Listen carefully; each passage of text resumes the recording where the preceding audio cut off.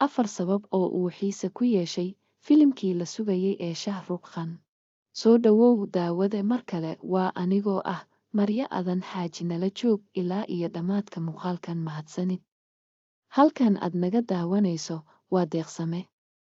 Haddii aad ka hesho muuqaaladeena, fadlan nagu dhiirigeli lagtaada channelkeenana ku soo biir.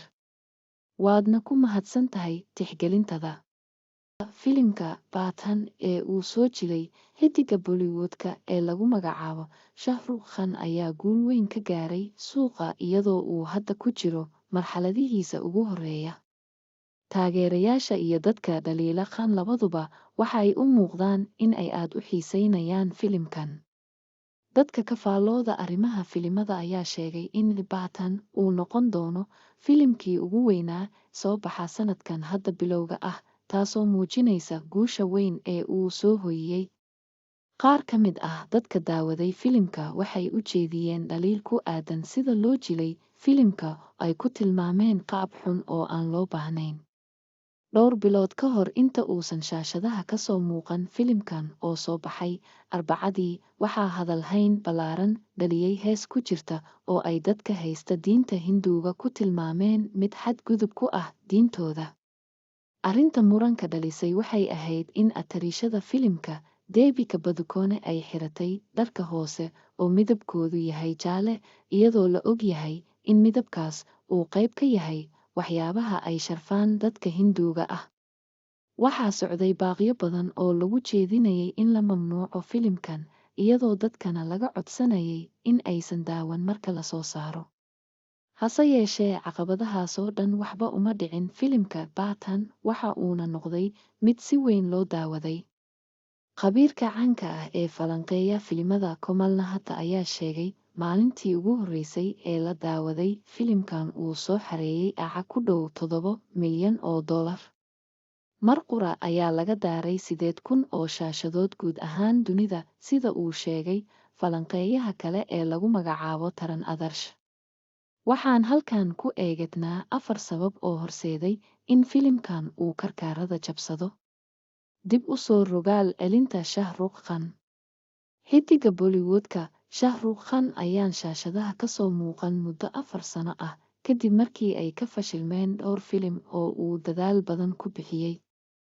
Dad badan ayaa xiisaynayay in ay daawadaan Khan oo soo rogaal celiyay, isla markaana adeegsanaya indho-sarcaadkiisii lagu yaqaanay.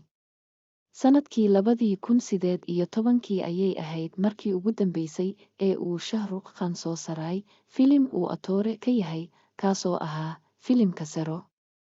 Horey waxa uu atoorahan ugu caan baxay filimada jacaylka, uu ku hantay taageerayaal badan. Madadaalo xoog badan. Daawadayaasha filimka Pathaan ayaa u muuqday in ay aad ula dhaceen qisada ku jirta filimka iyo qaabka la isugu xirayo wixii dhacay iyo waxa markaas socda.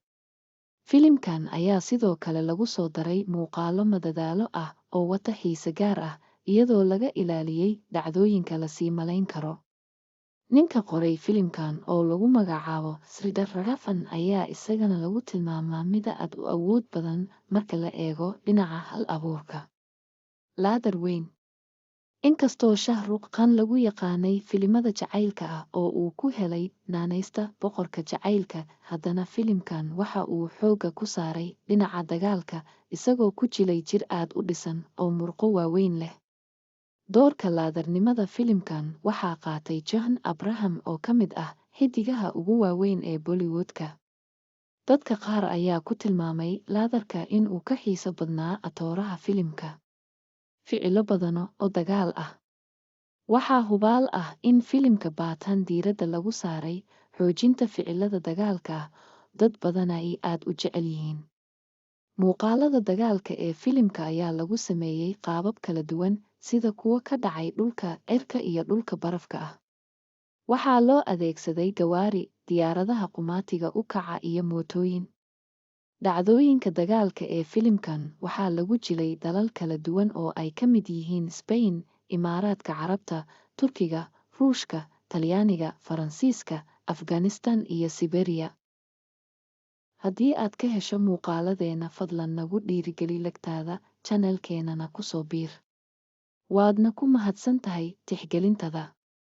Waa wax agtada ka fudud annagana wax weyn noo taraysa.